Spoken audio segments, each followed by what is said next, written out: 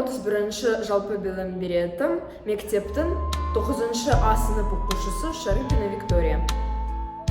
Абайдың 31 қара сөзі. Естіген нәрсені ұмытпастыққа 4 түрлі себеп бар. Әуелі, көкірегі байлауы берік болмақ керек. Екінші, сол нәрсені естігенде я көргенде гибратлану керек. Күнілденіп, түшініп, ынтамен оқу керек. Үшінші, сол нәрсені ішінен бірнеше уақыт қайтырып ойланып, күнілге бекіту керек. Төртінші, ой кесілі нәрселерден қашық болу керек. Егер кез болып қалса, салынбау керек.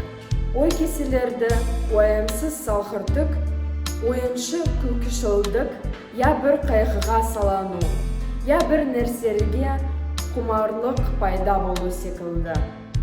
Бұл 4 нәрсе күлі ақыл мен ғылымды тоздыратын нәрселер.